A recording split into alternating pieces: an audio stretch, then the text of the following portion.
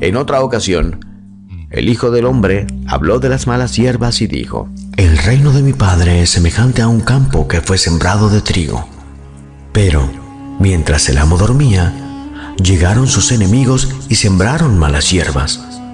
Cuando el trigo creció, se presentó también la mala hierba, y los siervos preguntaron: ¿debemos arrancar la mala hierba? Y el amo les dijo: dejad que crezcan ambos. Cuando llegue la cosecha, ordenaré que aparten a uno de otra.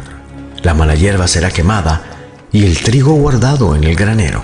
También me interesó la parábola de las copas, igualmente inspirada en el Talmud. Eso fue lo que dijo el maestro. Hubo un gran rey. Tenían una extraordinaria colección de copas y pensaba así: si pongo agua caliente en las copas de cristal, terminan estallando. Si pongo agua helada, las copas se mellan. ¿Qué debo hacer? Y mezcló el agua caliente con la fría y llenó sus delicadas copas. Ninguna resultó dañada. Quien tenga oídos, que oiga. Tomás no entendió y solicitó una aclaración. Estas fueron las palabras del Galileo. Si el Padre Azul hubiera creado el mundo bajo el control de la misericordia, el pecado y la injusticia lo habrían dominado. Si lo hubiera hecho bajo la estricta mirada de la justicia, el mundo terminaría pereciendo. Es por ello que decidió mezclar misericordia y justicia. Por eso el mundo continúa. El reino de los cielos, prosiguió el maestro en otra ocasión, es semejante a la red de un pescador. Se echa a la mar y recoge toda clase de peces. Una vez en tierra, los pescadores se sientan y proceden a escoger. Los peces interesantes son conservados en tinajas y los malos arrojados al agua. Un día habló de un rey y explicó ante la maravillada concurrencia. Aquel rey tenía un campo y quiso entregárselo a sus agricultores para que lo labraran. Llamó a uno y le preguntó: ¿quieres ocuparte de este campo? Pero el hombre se negó, argumentando que el trabajo era muy duro. Y por allí fueron pasando otros labradores. Todos rehusaron el trabajo y con idénticas palabras. Llamó por último a un quinto fela y le hizo la misma pregunta. Y el agricultor respondió que sí, que tomaba el trabajo. Recibió el campo, pero no lo labró. Y el rabí preguntó al gentío: ¿qué debería hacer el rey? ¿Debería enojarse contra el quinto labrador o contra los 4 primeros? Las preguntas quedaron en el aire, y cada cual sacó sus propias conclusiones, si pudo. Un rey tenía un jardín. Planteó Jesús ese mismo día, y empleó a 2 jardineros. Uno se dedicó a plantar árboles, pero terminaba cortándolos. El otro simplemente descansaba todo el tiempo.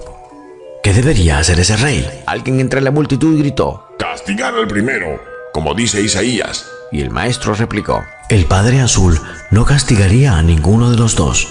Dios no está para premiar o castigar. Está para algo más importante. Y remató ante la sorpresa de la gente: el que tenga oídos, que oiga. Casi todas estas parábolas hacían alusión al reino invisible y alado. El reino de Abba, aseguró, es semejante a un mercader que busca perlas finas y de gran belleza, y un día encuentra una de enorme valor. ¿Qué hace el mercader? Vende todo lo que tiene y compra la hermosa perla. Otra mañana, junto al Yam, habló así: un rey tenía un campo y contrató varios fela, campesinos, para que cultivaran el jardín. Y el rey se escondió para ver cómo trabajaban. Cuando terminó el trabajo, los fue llamando y preguntó: ¿bajo qué árbol trabajaste tú? Y él respondió: bajo este. Era un pimiento. Y el rey abonó la paga del fela, 1 denario. Y llegó el segundo. ¿Bajo qué árbol trabajaste tú?, preguntó el rey. Bajo este. Era un árbol de flores blancas, y el rey abonó 1,5 denarios. Llegó el siguiente, y el rey preguntó lo mismo. El fela dijo que había trabajado bajo un olivo, y recibió 2 denarios. Los campesinos entonces protestaron: ¿por qué no nos dijiste que cada árbol tenía una paga distinta? El rey contestó: si lo hubiera dicho, nadie habría trabajado. En otra oportunidad, el maestro contó la parábola del tesoro. El reino invisible y alado, dijo, es como un tesoro enterrado. El fela que trabaja en la tierra da con él y, feliz, vende cuanto tiene para poder comprar el terreno y quedarse con el tesoro. Pero la multitud no comprendió. Una mañana en el puerto de Nahum, pronunció las siguientes palabras. Érase una vez una zorra, contemplaba cada día un hermoso huerto repleto de uvas, pero estaba muy gorda y no podía colarse por ningún resquicio de la cerca. Decidió no comer en 3 días con el fin de adelgazar, y así fue. La zorra pudo entrar al viñedo y comió cuanto pudo. De repente, fue descubierta por los dueños y el animal corrió, tratando de huir por la cerca, pero había comido tanto que volvió a engordar y no pudo escapar, y tuvo que esconderse y ayunar. Al cabo de 3 días, pudo salir de la propiedad. En esta ocasión, el rabí comentó: he aquí la situación del hombre ante el mundo. Piensa que es el amo de todo hasta que un día, derrotado, se da cuenta que no tiene nada. El Galileo se refirió también a la levadura y la comparó con el reino invisible de su padre azul. Al mezclarla con la harina, la masa sube y proporciona un alimento delicioso. Pero tampoco entendieron. En cierta ocasión, un fariseo preguntó a Jesús: Maestro, ¿con qué pueden compararse las palabras de la ley? Y el Galileo replicó con la siguiente imagen: las palabras de la ley son el fuego. Si el hombre se acerca mucho, se quema, pero si se aleja demasiado, termina helándose.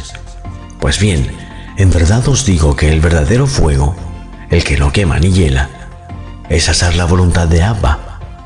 Y os diré más: todos los hijos de Dios llevan impresa en su mente una parte de ese magnífico Padre Azul.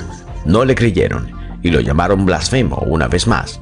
Una tarde, otros de aquellos odiosos santos separados, fariseos, formuló la siguiente pregunta trampa: Rabí, ¿cuántas clases de hombre hay? Y Jesús, conociendo el veneno que anidaba en su corazón, respondió: sé de 3 clases de nueces, las de cáscara blanda, las de cáscara media y las de cáscara de piedra. La primera se abre sola, la segunda exige un poco más de esfuerzo, la última resulta difícil de abrir. Miró a su interlocutor y sonrió pícaro y preguntó: ¿has comprendido? El fariseo movió la cabeza negativamente y Jesús accedió a redondear la parábola. Los hombres son como las nueces. Muchos dan caridad sin que se la pidan. Esos son los de la cáscara blanda. A otros hay que rogarles varias veces. Esos son los de la cáscara difícil. Por último, tenemos a los de la cáscara de piedra. Casi nunca abren voluntariamente su corazón. Alguien preguntó sobre la muerte y el maestro, haciéndose eco de Eclesiastés, capítulo 7, versículo 1, respondió: dicho está, la muerte es mejor recibida que el nacimiento. Esto es semejante a 2 barcos, uno que se va del puerto y otro que regresa. La gente debe alegrarse por el que se va o por el que llega. El hombre sabio dirá que por el que llega a puerto. En verdad os digo que es lo contrario. El verdaderamente feliz es el que muere, el que se va, el que regresa a casa. Quien tenga oídos, que oiga. En la playa de Saidán, escuché la siguiente parábola. Un rey tenía una hija muy hermosa y hacía oración para que Dios le concediera un hombre digno de ella. Un día, Dios le habló en sueños: el marido de tu hija será un joven pobre, nacido entre los más pobres de tu reino. Y el rey meditó y se dijo: voy a ver si lo que dice Dios es cierto. Y mandó construir un palacio en mitad de una isla lejana. Lo cercó con murallas y allí llevó a su hija con una corte de siervos. Les dejó provisiones para 1 año y cerró la puerta del palacio y se llevó la única llave. Y sucedió que un joven apuesto, pero muy pobre, se perdió en la noche. Entró, encontró los restos de un toro muerto y se acobijó entre los huesos y se quedó dormido. Entonces apareció una enorme águila y empezó a comer los restos del animal. Fue así como encontró al joven, lo atrapó y se lo llevó volando hasta los tejados del palacio de la hija del rey. Al día siguiente, la muchacha subió a la azotea y descubrió al joven. Mandó a que lo lavaran y lo vistieran y quedó enamorada de él. Hablaron y la joven comprobó que era un hombre bueno e inteligente. Cuando el rey retornó al palacio, comprobó que su hija tenía marido y que era un hombre pobre, tal y como lo había anunciado Dios en aquel sueño. El rey entonces exclamó: «Bendito sea el Señor que hace su voluntad». Y el rabí solicitó: «Buscad siempre la perla de los sueños».